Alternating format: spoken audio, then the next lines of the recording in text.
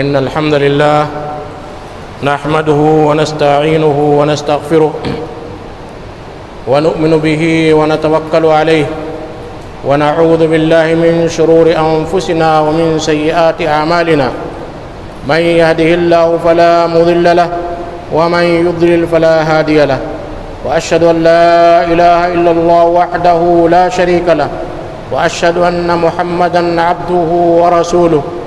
أعوذ بالله السميع العليم من الشيطان الرجيم. بسم الله الرحمن الرحيم. يا أيها الذين آمنوا اتقوا الله حق تقاته ولا تموتن إلا وأنتم مسلمون. يا أيها الناس اتقوا ربكم الذي خلقكم من نفس واحدة وخلق منها زوجها وبث منهما رجالا كثيرا ونساء واتقوا الله الذي تساءلون به والأرحام إن الله كان عليكم رقيبا. يا أيها الذين آمنوا اتقوا الله وقولوا قولا سديدا يصلح لكم أعمالكم ويغفر لكم ذنوبكم ومن يطع الله ورسوله فقد فاز فوزا عظيما. أما بعد فإن خير الحديث كتاب الله وخير الهدي هدي محمد صلى الله عليه وسلم وشر الأمور محدثاتها وكل محدثة بدعة وكل بدعة ضلالة وكل ضلالة في النار. ساری تعریفیں حمد و ثنا بزرگی و بڑائی عبادتیں صرف اور صرف اللہ کے لیے ہے. بے شمار درود و سلام ہوں تمام انبیاء اور رسل پر، خصوصاً خاتم النبیین جناب مصطفیٰ محمد صلی اللہ علیہ وسلم پر، آپ کے صحابہ پر، اہل بیت پر، تابعین پر، تبع تابعین پر، سلف صالحین پر، اور ان سارے مسلمانوں پر جنہوں نے آپ صلی اللہ علیہ وسلم کی احسان کے ساتھ پیروی کی. میرے بھائی اور بزرگوں، نوجوانوں اور عزیز بچوں، آج جمعہ کے اس موقع پر نیکی کسے کہتے ہیں اس کے تعلق سے کچھ باتیں آپ کے سامنے عرض کروں گا. اللہ سے دعا ہے کہ اللہ تبارک و تعالیٰ مجھے کہنے اور عمل کرنے اور آپ کو سننے اور اس پر عمل کرنے کی توفیق عطا فرمائے. نیکی جو اردو زبان کا لفظ ہے، اس کے لیے قرآن مجید میں جو لفظ استعمال ہوا ہے اسے البر کہا جاتا ہے. البر قرآن مجید میں اللہ تبارک و تعالیٰ نے لفظ البر کا تذکرہ 20 مرتبہ کیا ہے. 20 مرتبہ، جس سے معلوم ہوتا ہے کہ بر کسے کہتے ہیں، بر کا مفہوم کیا ہے اور اس میں کون کون سی چیزیں داخل ہوتی ہیں. کہیں اللہ تبارک و تعالیٰ نے وَلَكِنَّ الْبِرَّ مَنِ اتَّقَى، نیکی تقوی کا نام ہے، بتایا. کہیں اللہ تبارک و تعالیٰ فرماتا وَتَعَاوَنُوا عَلَى الْبِرِّ وَالتَّقْوَى وَلَا تَعَاوَنُوا عَلَى الْإِثْمِ وَالْعُدْوَانِ، نیکی کے کاموں پر آپس میں ایک دوسرے کا تعاون کرو اور گناہوں اور دشمنی بڑھانے میں ایک دوسرے کا تعاون نہ کرو.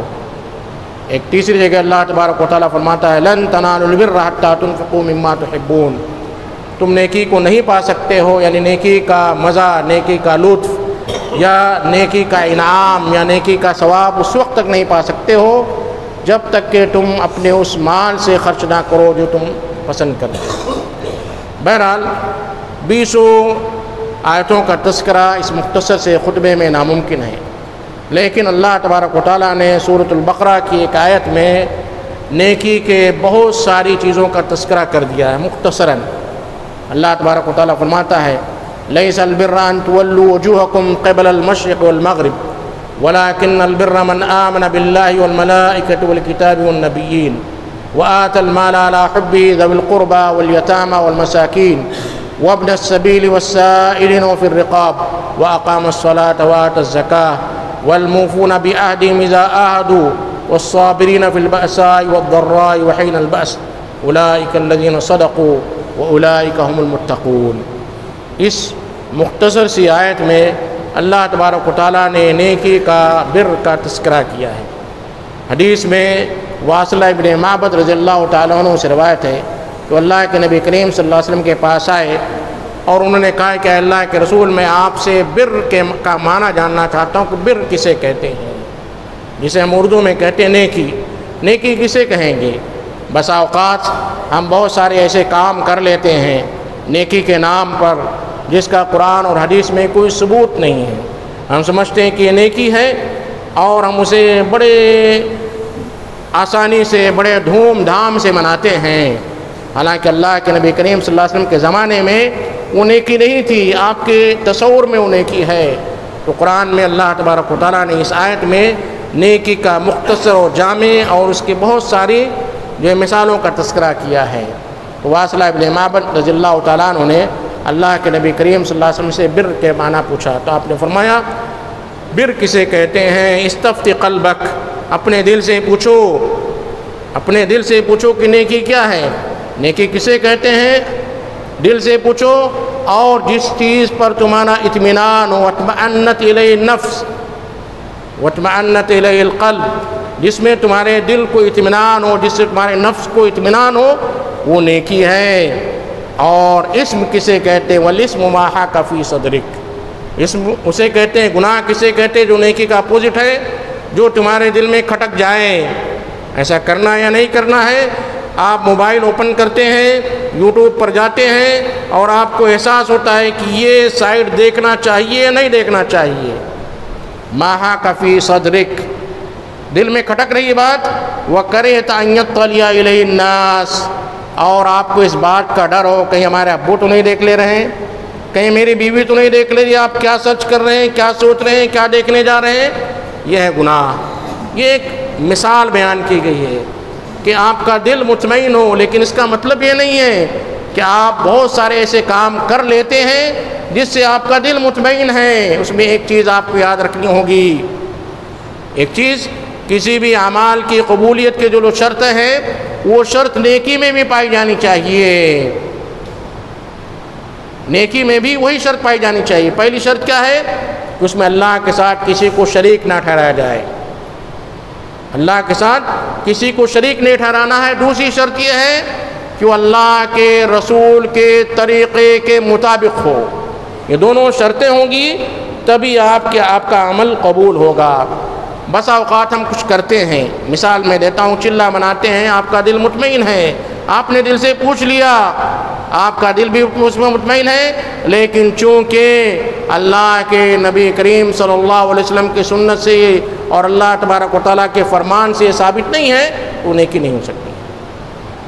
تو کوئی بھی عمل آپ کریں گے تو ان جو مین پوائنٹ ہے، اصل جو چیزیں ہیں، اسے آپ کو یاد رکھنا ہے۔ اس کے بعد اس آیت پر غور کیجیے کہ اللہ تبارک و تعالیٰ نے نیکی کا جو جامع تصور دیا ہے اس میں پہلی چیز کیا ہے؟ اللہ تبارک و تعالیٰ نے لیس البر ان تولوا وجوہکم قبل المشرق والمغرب، چونکہ تحویل قبلہ کی خواہش اللہ کے نبی کریم صلی اللہ علیہ وسلم کو تھی کہ بیت المقدس سے کعبہ کی طرف جو ہے قبلہ ہو جائے، یہ خواہش اللہ کے نبی کریم صلی اللہ علیہ وسلم کی تھی، جس کا تذکرہ اللہ تبارک و تعالیٰ نے قرآن مجید میں کیا ہے۔ قد نرى تقلب وجهك في السماء، ہم بار بار آپ کے جو ہے آنکھوں کو آسمان کی طرف اٹھتا ہوا دیکھتے ہیں، آپ چاہتے ہیں قبلہ جو بدل جائے، تو اس کی تمہیداً یہ آیت نازل ہوئی کہ نیکی صرف یہ نہیں ہے کہ مشرق اور مغرب کی طرف انسان اپنا رخ کرے، یعنی نیکی کا جو مختصر تصور ہمارے پاس ہے، نماز پڑھ لینا، روزے رکھ لینا، حج کر لینا، زکوٰۃ ادا کر دینا، جو اللہ کے حقوق ہیں ان حقوق کو ادا کرنے کے بعد جو بندوں کے حقوق ہے اس سے ہم پورا جو ہے اغماس کرتے ہیں، آپ اس پر جو ہے توجہ نہیں دیتے ہیں، تو نیکی کا یہ جامع تصور نہیں ہے۔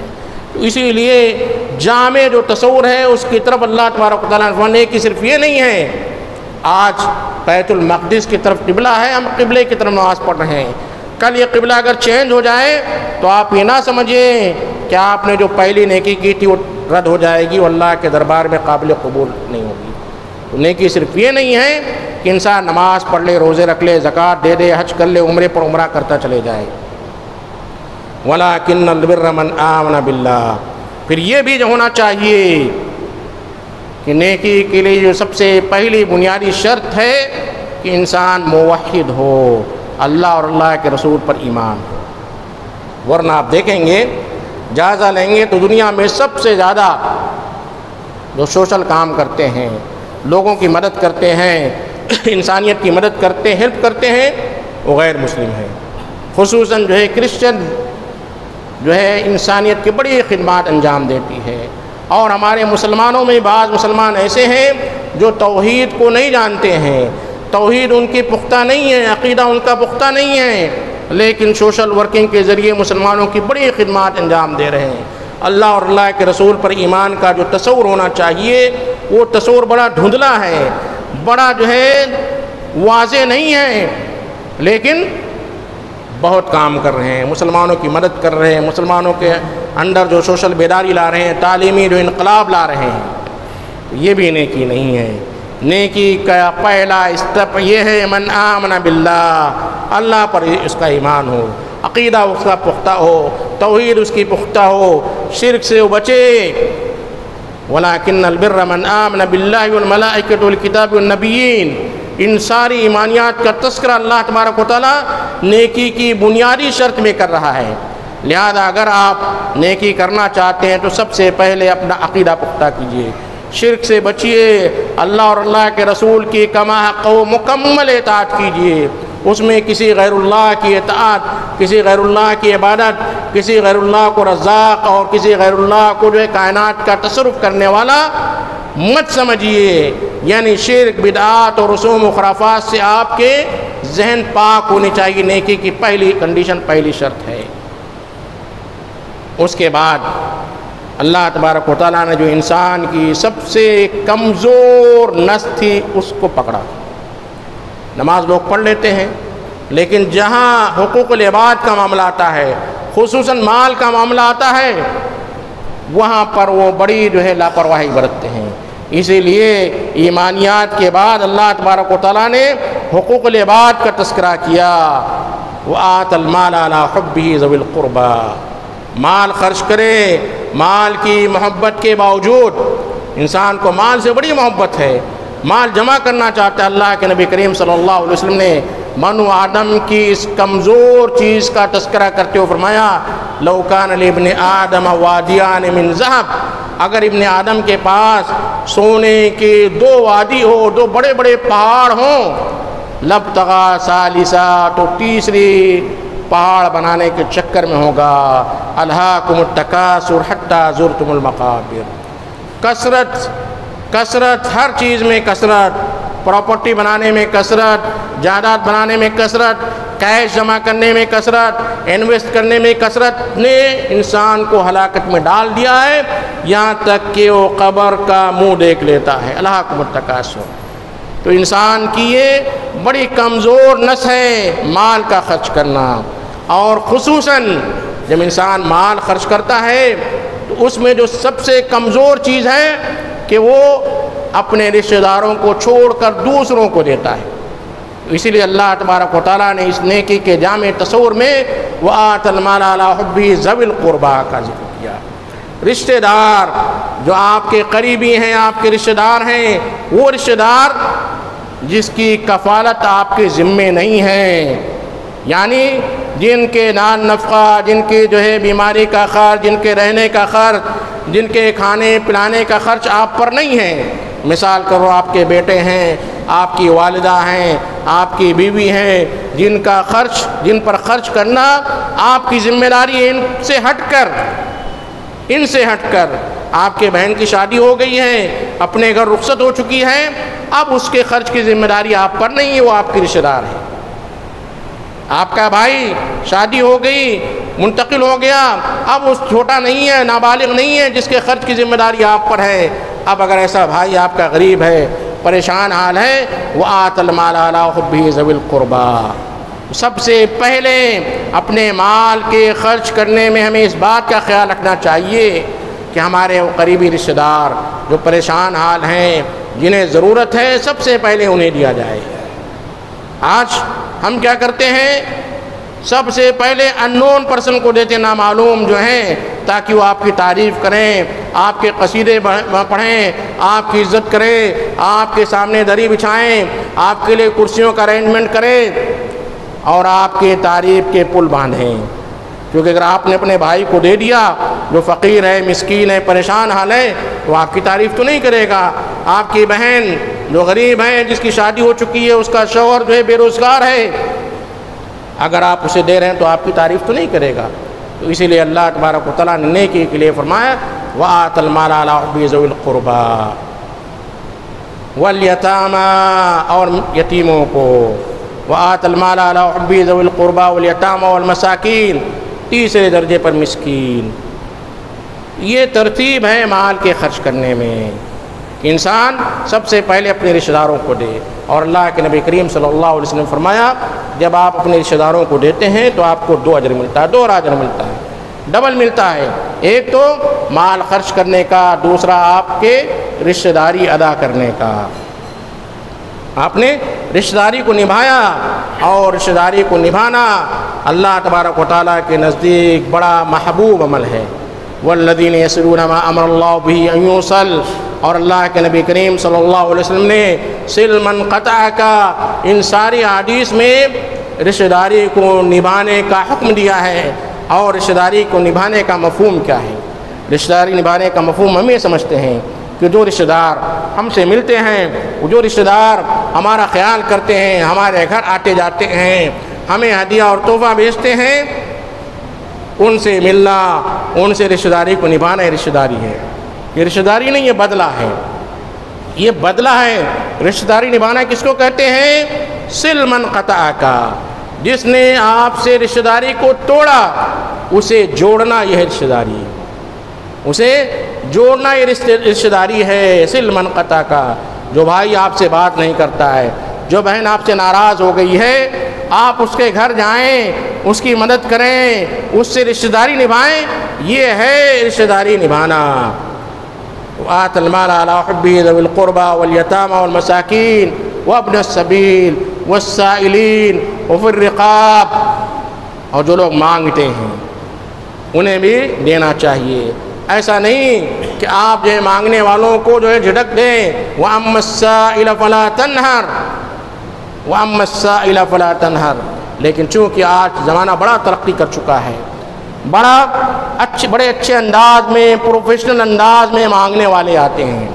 کمپنیاں ہوتی ہیں جو ایک اسٹیٹ سے دوسرے اسٹیٹ کی طرف جو ہے ایکسپورٹ کرتی ہے مانگنے والوں کو، یہاں تک کہ حج اور عمرہ کے موقع پر ہندوستان، پاکستان، بنگلہ دیش اور دوسرے افریقی ممالک سے مانگنے والوں کو ایکسپورٹ کیا جاتا ہے، کمپنیاں ہوتی ہیں۔ وَأَمَّا السَّائِلَ فَلَا تَنْهَرْ کا مفہوم یہ نہیں ہے کہ آپ ہر ایرے غیرے مانگنے والوں کو دے دے۔ ایسا مانگنے والا بھی آپ کے شہر میں، آپ کے علاقے میں ہوگا جو صبح سے شام تک مانگتا ہے اور شام کو جا کر کسی شراب کے اڈے پر شراب پی لیتا ہے۔ تو ہمیں مانگنے والوں کا بھی جائزہ لینا ہے کہ کیا مستحق یا نہیں مستحق ہے۔ ایسا مانگنے والا جس کے بارے میں آپ جانتے ہیں، جس کے گھر کے حالات آپ کو معلوم ہے، کسی مجبوری کے تحت کوئی خاتون یا کسی مجبوری کے تحت کوئی مرد مانگنے آتا ہے، وَأَمَّا السَّائِلَ فَلَا تَنْهَرْ، ایسے لوگوں کو ڈانٹنا نہیں چاہیے۔ وَالسَّائِلِينَ وَفِي الرِّقَابِ، اور اللہ تبارک و تعالیٰ نے آگے فرمایا گردن آزاد کرنے میں، یعنی پرانے زمانے میں جو غلامی کا رواج تھا، جو آج تقریباً ختم ہو چکا ہے، ایسے غلاموں کو آزاد کرنے میں بھی مال کے خرچ کرنے کی جو اہمیت بیان کی گئی ہے۔ مفسرین اور علماء لکھتے ہیں کہ پھر رقاب کا یہ جو شق ہے، یہ آج کے زمانے میں ان بے گناہ قیدیوں کو آزاد کرانے پر جو ہے رکھا جا سکتا ہے، اس پر منطبق کیا جا سکتا ہے جو ہمارے مسلمان بھائی بے گناہ جیلوں میں بند ہیں، سزائیں دی جا رہی ہیں، ان کی ضمانت کا انتظام کرنا، انہیں آزاد کرنا پھر رقاب کے دائرے میں شامل ہے۔ وہ پھر رقاب، پھر اس کے بعد اللہ تبارک و تعالیٰ نے اس چیز کا تذکرہ کیا کہ نیکی صرف یہی نہیں ہے جیسا بہت ساری جماعتیں کر رہی ہیں، بہت سارے مسلمانوں کو جیل سے آزاد کر رہی ہیں، مسلمانوں کے لیے چیریٹیبل جو ہے ٹرسٹ قائم کیے گئے ہیں، مسلمانوں کے لیے جو رہائش کا انتظام کیا جا رہا ہے، بڑا کام کیا جا رہا ہے۔ نیکی صرف یہی نہیں ہے، ہم نے ایسے چیریٹیبل ٹرسٹ کے ذمہ داروں کو دیکھا ہے جو نماز نہیں پڑھتے ہیں، اسی لیے نیکی کا جو جامع تصور ہے اس میں ایک اہم چیز اور سب سے اہم چیز اگر کہی جائے وَأَقَامَ الصَّلَاةَ، نماز قائم کرے۔ قرآن مجید عربی زبان میں نازل ہوا، اردو زبان میں اس کا ترجمہ کرنا بڑا مشکل ہے۔ نماز قائم کرنے کا حکم دیا گیا، نماز پڑھنے کا حکم نہیں دیا، نماز پڑھنا کہتے ہیں کہ ہم نے نماز پڑھ لی، آپ نے نماز پڑھ لی۔ نماز قائم کرنے کا مطلب ہے کہ ایسا ماحول کریٹ کیا جائے، ایسی گنجائش رکھی جائے، لوگوں کو نماز کی طرف بلایا جائے، زیادہ سے زیادہ لوگوں کو نماز کو قائم کرنے کا حکم دیا جائے۔ آپ اگر گھر میں تنہا نماز پڑھتے ہیں تو آپ نے نماز پڑھ لی، آپ کا بیٹا اگر نماز نہیں پڑھتا تو آپ نے نماز قائم نہیں کی۔ آپ کا بیٹا نماز پڑھتا ہے، آپ کی بیٹی نماز پڑھتی ہے، آپ کی بیوی نماز پڑھتی ہے، آپ کا پڑوسی نماز نہیں پڑھتا تو آپ نے نماز قائم نہیں کی۔ وَأَقَامَ الصَّلَاةَ، نماز قائم کرنے کا مفہوم یہ ہے کہ آپ نماز کی طرف لوگوں کو دعوت دیں، نماز کی طرف زیادہ سے زیادہ لوگوں کو بلائیں، نماز کی اہمیت بیان کریں، نماز کے لیے مساجد کا قیام کریں، نماز کے لیے ائمہ اور مؤذنین کا اہتمام کریں، ورنہ فویل للمصلین کہا گیا، نماز پڑھنے والوں کے لیے ویل ہے۔ الذین هم عن صلاتهم ساہون، جو نماز میں غفلت برتتے ہیں۔ نماز قائم کرنے کا مفہوم یہ ہے کہ اذان اور اقامت کے درمیان کا جو وقفہ اس میں آئے سنتیں پڑھیں، وہ جو دعا کا سب سے مقبول وقت ہے اس میں آئے دعا کریں۔ ایسا نہیں کہ جماعت کا وقت دیکھیں کہ ظہر کی جماعت 1:15 پر ہے تو ہم 1:14 پر دکان بند کریں گے، وضو کریں گے اور 4 رکعت میں 1 رکعت مل گئی تو ہم نے نماز قائم کی۔ نماز قائم نہیں کی، آپ نے نماز پڑھ لی، نماز آپ نے پڑھ لی۔ ویل للمصلین الذین هم عن صلاتهم ساہون۔ جمعہ کا موقع ہے، جمعہ قائم کرنے کا مفہوم یہ ہے کہ امام کے ممبر پر بیٹھنے سے پہلے آپ مسجد میں حاضر ہو جائیں۔ اللہ کے نبی کریم صلی اللہ علیہ وسلم فرماتے ہیں اذا کان یوم الجمعہ، جب جمعہ کا دن ہوتا ہے تو اللہ کے فرشتے مسجد کے ہر دروازے پر بیٹھتے ہیں، یکتبون الاول فالاول، آنے والوں کا نام لکھتے ہیں، فرسٹ سیکنڈ تھرڈ ایسا لکھتے جاتے ہیں۔ فَإِذَا جَلَسَ الْإِمَامُ عَلَى الْمِنبَرِ، جب امام ممبر پر بیٹھ جاتا ہے طووا الصحف، وہ صحیفہ بند کر دیتے ہیں، وَجَلَسُوا يَسْتَمِعُونَ الذِّكْرَ، اور بیٹھ جاتے ہیں، خطبہ سننے کے لیے بیٹھ جاتے ہیں۔ تو جمعہ قائم کرنے کا مفہوم یہ ہے کہ امام کے ممبر پر بیٹھنے سے پہلے آپ جمعہ کے لیے مسجد کے اندر آ جائیں، ورنہ آپ جمعہ تو آپ نے پڑھ لی لیکن فرشتوں کے دفتر میں آپ کا نام نہیں لکھا گیا۔ آپ نے جمعہ پڑھ لی، جمعہ قائم نہیں کیا، جمعہ قائم نہیں کیا۔ وَأَقَامَ الصَّلَاةَ کہا گیا۔ تو نیکی کا جو تصور ہے بڑا جامع تصور ہے، کسی ایک شق کو لے لینا اور کہیں کہ ہماری جماعت، ہمارا ٹرسٹ، ہمارا مدرسہ، ہمارا اسکول، ہماری انجمن یہ کام بڑے اچھے انداز سے کرتی ہے۔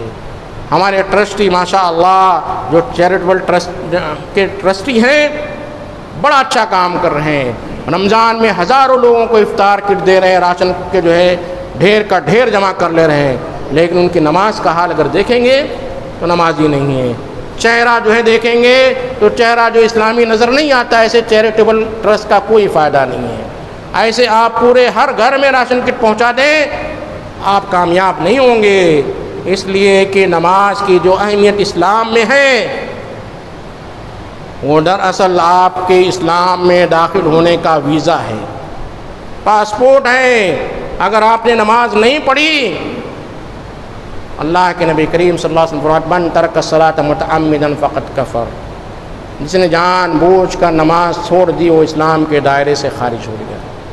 بڑی بدقسمتی کی بات ہے، بڑے افسوس کی بات ہے کہ اتنی اہمیت کے باوجود قرآن اور حدیث میں، قرآن میں اللہ تبارک و تعالیٰ نے نماز کا تذکرہ اور زکوٰۃ کا تذکرہ ایک ساتھ 80 سے زائد مرتبہ کیا، وَأَقِیمُوا الصَّلَاةَ وَآتُوا الزَّکَاةَ۔ لیکن سب سے لیسٹ امپورٹنٹ چیز ہمارے مسلمانوں کے لیے نماز ہے۔ یہی وجہ ہے کہ دھیرے دھیرے اسلام کے فہرست سے بہت ساری چیزوں کو خارج کیا جا رہا ہے۔ آج آپ کے کرناٹکا میں جو حجاب کو اسلام میں مینڈیٹری نہیں کہا گیا، اس کی وجہ کیا ہے؟ اس کی وجہ یہ ہے کہ ہم نے اسے خود مینڈیٹری نہیں سمجھا ہے، ہم نے اسے اسلام کا انٹیگرل پارٹ نہیں سمجھا ہے، ہم نے یہ نہیں سمجھا ہے کہ وہ بھی ایسی ہی ضروری ہے جیسے اللہ کے نبی کریم صلی اللہ علیہ وسلم کی بیویاں امہات المومنین، جو امت کی سب سے پاکیزہ بزرگ ترین خواتین تھی، جن کے تعلق سے ایک ادنا سا شبہ بھی آپ کو اسلام کے دائرے سے خارج کر دیتا ہے۔ صحابہ اور صحابیات کے بارے میں اگر آپ یہ تصور کریں، آپ کے دل میں یہ خیال آئے کہ اس زمانے میں پردہ تھا اس لیے کہ جو ہے ایسا ماحول تھا، یہ تصور بھی آپ کو اسلام کے دائرے سے نکال دیتا ہے۔ ایسے برگزیدہ جو شخصیات کے بارے میں، ایسے برگزیدہ مسلم خواتین اور مسلم صحابہ کے بارے میں آیت نازل ہوئی، یا ایھا النبی قل لازواجک و بناتک و نساء المؤمنین یدنین علیہن من جلابیبہن۔ آج آپ یہ کہیں کہ ماحول ایسا نہیں ہے، یہاں پر سب چلتا ہے، گاؤں کا ماحول ایسا ہی ہے، سب ایک دوسرے کے رشتہ دار ہیں، خواتین آپس میں خواتین اور مرد کا جو ہے پردہ یہاں پر ناممکن ہے، دیور اور جو ہے جٹھانی کا پردہ ناممکن ہے، مخلوط خاندان ہے، چھوٹا مکان ہے، مختلف قسم کے آزار بیان کر کے آپ دھیرے دھیرے دھیرے دھیرے دھیرے اسلام کے سارے ارکان اور سارے واجبات کو اسلام سے خارج کر دے رہے ہیں۔ یہ ہماری غلطی ہے۔ ظہر الفساد فی البر والبحر بما کسبت ایدی الناس، زمین میں جو کرپشن، جو فساد برپا ہوا وہ ہمارے بدعمالیوں کا نتیجہ ہے۔ آج جو فیصلہ آیا ہے وہ اسی وجہ سے ہے کہ اگر آپ دیکھیں کسی عام انسان سے پوچھیں کہ کیا نماز اسلام کا انٹیگرل پارٹ ہے، کہے گا مجھے تو سمجھ میں نہیں آ رہا ہے۔ کیوں؟ اس لیے کہ 96% لوگ نماز نہیں پڑھتے ہیں۔ جو سروے کیا گیا ہے 96% لوگ نماز نہیں پڑھتے ہیں، اور جو 4% لوگ نماز پڑھتے ہیں اس میں سے -1% لوگ بھی جو ہے فجر کی نماز نہیں پڑھتے ہیں۔ تو اگر نماز فرض ہے تو صرف جمعہ کی نماز فرض ہے، عیدین کی نماز فرض ہے، عیدین کی نماز کے لیے آپ کو کورٹ اجازت دے گا، جمعہ کی نماز کے لیے کورٹ آپ کو اجازت دے گا، اذان کے لیے کورٹ آپ کو اجازت دے گا، لیکن 5 وقتہ نمازوں کے لیے اگر ہماری یہ حالات رہیں اذان اور نماز پر پابندی ہو جائے گی۔ تو میرے بھائی اور بزرگوں، وَأَقَامَ الصَّلَاةَ وَآتَى الزَّكَاةَ، اور زکوٰۃ ادا کرے، وَالْمُوفُونَ بِعَهْدِهِمْ إِذَا عَاهَدُوا، اور بڑی اہم بات اللہ تبارک و تعالیٰ نے اس آیت میں ذکر، وَالْمُوفُونَ بِعَهْدِهِمْ، وعدہ پورا کرنے والے جب وہ وعدہ کرے۔ آج ہمارے مسلمان اگر کوئی وعدہ کرتے ہیں تو فوراً یہ فیصلہ لے لیا شاید جو ہے اسے مکمل کیا جائے گا، شاید اسے پورا کیا جائے گا۔ وعدہ پورا کرنے کا مفہوم صرف یہ نہیں ہے کہ آپ نے کسی سے لین دین کا وعدہ کیا ہے، اگر آپ نے کسی سے ملاقات کا بھی وعدہ کیا تو وعدہ ہے، کسی سے لین دین کا وعدہ کیا تو بھی وعدہ کیا ہے، شادی کارڈ پہ آپ نے اگر 8:30 لکھا ہے تو بھی وعدہ ہے، یعنی 8:30 بجے آپ کو پہنچنا ہے۔ لیکن ہم کیا کرتے ہیں 8:30 بجے لکھتے ہیں، چونکہ پبلک اگر ہم 9:30 بجے لکھیں گے تو 11 بجے آئے گی، اس لیے پہلے لکھا جائے۔ دینی کانفرنسیں بھی ہوتی ہیں تو اس میں جو ہے وقت پہلے لکھا جاتا ہے کہ وہ لوگ لیٹ آئیں گے، یہ بھی وعدہ خلافی ہے۔ وَالْمُوفُونَ بِعَهْدِهِمْ إِذَا عَاهَدُوا، آپ نے وعدہ کیا ہے 8:30 بجے آپ کا جو خطبہ ختم ہوگا تو ختم ہونا چاہیے، 8:30 بجے آپ کی کانفرنس شروع ہونی چاہیے تو شروع ہونی چاہیے۔ اگر اس میں آپ تاخیر کرتے ہیں تو چوہے اور بلی کا کھیل ہے، اور یہ سارے جو ہے اس میں ملوث ہیں، ہما شما سب لوگ علماء اور جہلا سب اس میں ملوث ہیں۔ وَالْمُوفُونَ بِعَهْدِهِمْ إِذَا عَاهَدُوا وَالصَّابِرِينَ فِي الْبَأْسَاءِ وَالضَّرَّاءِ وَحِينَ الْبَأْسِ، تنگی پریشانی کی حالت میں صبر کرنے والے۔ کورونا پینڈیمک ہوا، بہت سارے لوگ اور پھول بکنے لگے، بہت سارے لوگ پریشان ہو گئے، دعائی دینے لگے، یہ کیا مصیبت ہے؟ اللہ نے آپ کو آزمایا ہے۔ وَالصَّابِرِينَ فِي الْبَأْسَاءِ وَالضَّرَّاءِ وَحِينَ الْبَأْسِ أُولَٰئِكَ الَّذِينَ صَدَقُوا، یہی لوگ سچے ہیں، یہی لوگ سچے ہیں۔ اور اللہ کے نبی کریم صلی اللہ علیہ وسلم فرمایا ان البر یہدی الی الصدق، نیکی انسان کو سچائی کا راستہ دکھلاتی ہے، نیکی انسان کو سچائی کا راستہ دکھلاتی ہے۔ اگر آپ ان چیزوں پر عمل کرتے ہیں تو آپ نے جو کلمہ پڑھا لا الہ الا اللہ محمد رسول اللہ، تو آپ سچ کر دکھا رہے ہیں۔ لیکن اگر آپ نیکی سے منہ موڑ رہے ہیں تو گویا کہ آپ اللہ کو دھوکہ دے رہے ہیں، آپ جو کذب کا سہارا لے رہے ہیں، جھوٹ کا سہارا لے رہے ہیں، اولئک الذین صدقوا، یہی لوگ ہیں جو بر کو اپناتے ہیں، نیکی کو اپناتے ہیں، چھوٹی چھوٹی نیکیوں پر عمل کرتے ہیں۔ واولئک هم المتقون، اور یہی لوگ جو متقی ہیں، پرہیزگار ہیں، اللہ سے ڈرنے والے ہیں، اللہ کی خشیت رکھنے والے ہیں۔ میرے بھائی اور بزرگوں، بڑی بدقسمتی کی بات ہے کہ ہم اور آپ نے نیکی کا جو دائرہ ہے بڑا محدود کر لیا ہے۔ ہر انسان نے نیکی کو اپنے اپنے حساب سے سمجھ لیا ہے، اور بس نیکی ان کے نزدیک یہی ہے، اس کے علاوہ دوسرا جو شخص نیکی کر رہا ہے وہ نیکی کے ایک کنارے پر ہے اور ہم ایک کنارے پر ہیں۔ نیکی کہتے ہیں اللہ اور اللہ کے رسول نے جن چیزوں کے کرنے کا حکم دیا ہے اسے کرنا نیکی ہے، جن چیزوں سے رکنے کا حکم دیا ہے اس سے رکنا جو ہے، اس سے باز آنا، یہ نیکی ہے۔ گناہ ہے، اسم کہتے ہیں اللہ اور اللہ کے رسول نے جن چیزوں سے منع کیا ہے اسے کرنا اسم ہے، گناہ ہے۔ میرے بھائی اور بزرگوں، نیکی کو سمجھیے، نیکی کو اپنائیے۔ ان البر یہدی الی الصدق ولا یزال الرجل یصدق حتی یکتب عند اللہ صدیقا۔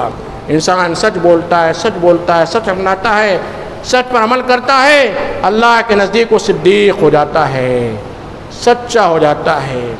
نیکی ان ساری چیزوں کا نام ہے، کسی ایک چیز کو پکڑ لینا یہ نیکی نہیں ہے۔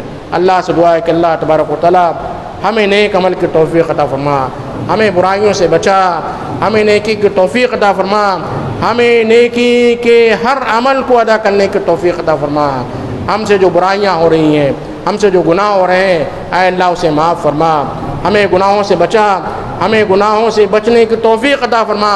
ہمارے وہ مسلمان بھائی جو دین اور شریعت سے دور ہیں، اللہ انہیں دین اور شریعت سے قریب لا۔ اے اللہ رمضان کا مہینہ آنے والا ہے، اے اللہ ہمیں نیکی کی توفیق عطا فرما، ہمیں صحت و تندرستی عطا فرما تاکہ ہم رمضان کے مہینے کو پالیں اور اس کی نعمتوں سے مالا مال ہو سکیں۔ اقول قولی ھذا واستغفر اللہ لی ولکم ولسائر المسلمین من کل ذنب فاستغفروہ انہ هو الغفور الرحیم۔